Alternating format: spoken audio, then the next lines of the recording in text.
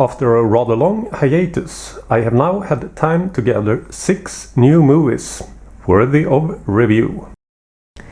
And starting off with Dead Fish. I've never heard about this movie, and I usually don't buy unknowns. But its name, the cast, and the plot got me intrigued enough. Apparently, there is a UK Blu-ray available for this one, but I won't be requiring that. Turns out this is a lock, stock and two smoking barrels type of movie. Or maybe more like a Chain of Fools one, if you know about it. Some characters, like Gary Oldman's Hitman, are good and amusing, but others, like Bill Zane's, are annoying and takes up a bit too much screen time. The plot is quite uneven as well, so I can see why this one isn't more famous. I won't be hanging on to this copy. 2 hearts out of 5. Joker. Good-looking restoration of this Swedish classic. A very silly and improbable, but funny story. Bazooka instead of a sniper rifle. Quite an absurd choice if you ask me. Guess that's what the prop department had lying around. Bengt Palmers wrote Drömkåken as well, but that one has the better script. 3 bazookas out of 5. Mindhunters. I have had this movie on my to-watch list for years. Technically a brilliant executed movie, but it's certainly not a drama. But why should it need to be? To be honest, I think I've already seen this. It sure is entertaining though. Might be looking out for a Blu-ray copy. 3 cats out of 5. Picassos Adventures.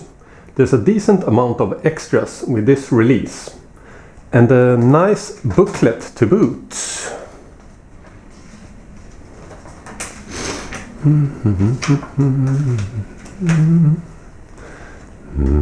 Is that Kurt Cobain? No.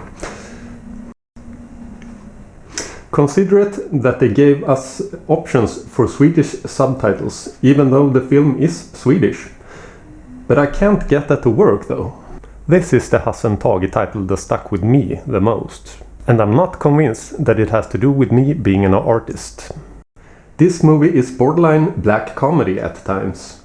Like when the father turns out to be not dead at his own funeral. Maybe that's what got me extra hooked. The movie is very creative and funny.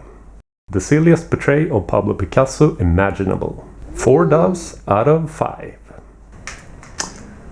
Predator. The different personalities with the different clothings and nasty habits, all arriving in the same chopper and with roughly the same goal. That makes a stable foundation. The movie delivers a classic Vietnam movie feel, with that old rock and roll soundtrack and those helicopters flying over a stretch of jungle. The coming alive of the jungle effect is a bit impressive for its time, but it looks quite bad now. And even worse in HD. 3 choppers out of 5. Walt Disney's Robin Hood. It was Robin Hood I wanted, and a Robin Hood I got.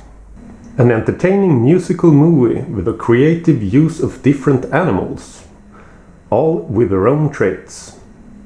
None of the music numbers stuck to mind, but they didn't feel out of place at least. Prince John totally steals the show, would you agree? Brilliant voice acting. I grew up with a Swedish dubbed version and was surprised with the now more nuanced characters.